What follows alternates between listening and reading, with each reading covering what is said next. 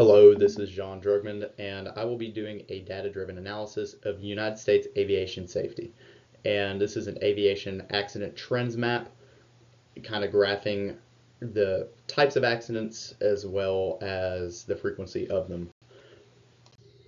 So this is analyzing key aviation accident trends from 2015 to 2024. And it focuses on frequency, causes, geography, time of day, and fatalities. And the goal is to improve aviation safety through data-driven insights. All right, so total and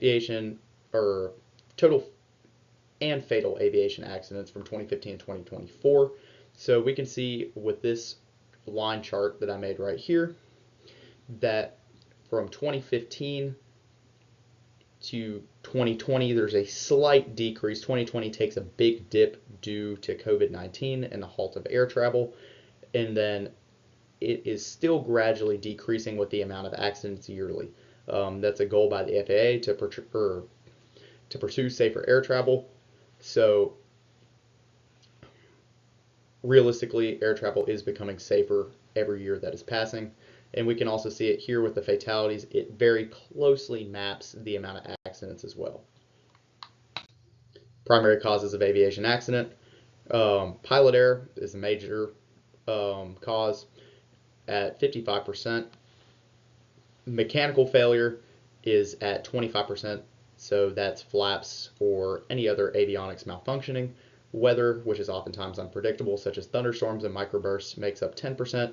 And then the other splits of 5% are mid-air collisions, runway incursions, which are the entrance of another aircraft or vehicle onto the runway while somebody is actively landing or taking off, and then collisions into inanimate objects such as mountains, buildings, etc.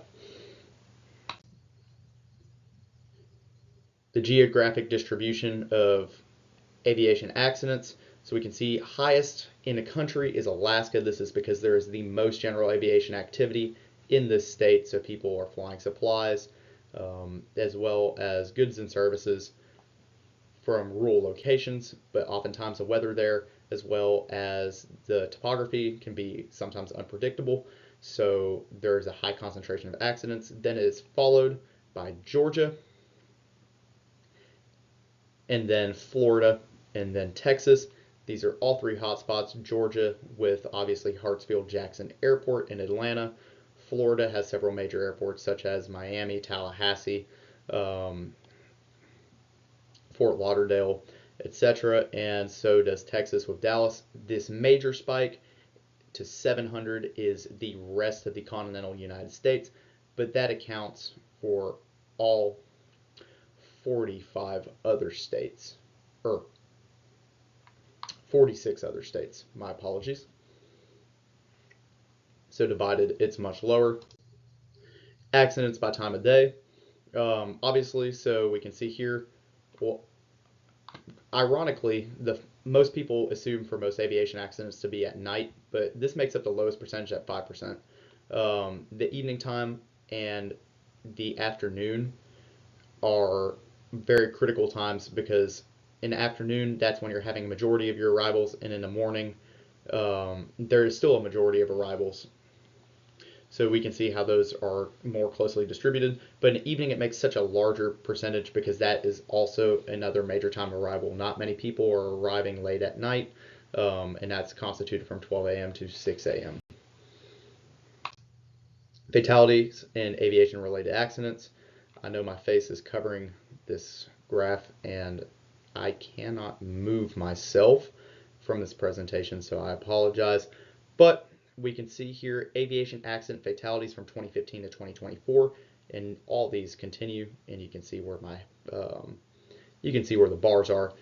But from 2015, we can see that gradual decrease ever so slowly, and this is in the fatalities. So 2015 there was 400, 2016 slightly less, and it is decreasing yearly. And then we can see that big dip in 2020 right here. For the conclusion, aviation accidents and fatality rates have declined over the decade. Pilot error is still the remaining cause of accident, or remains the leading cause of accidents. Most accidents occur in afternoon and in high traffic states, and then continuous safety improvements are working, but vigilance is still needed. And with that, I'd like to make the note of air travel is becoming safer the more and more effort that the government as well as pilots in the community put into air travel and its safety and communication, the safer it will be for everyone else.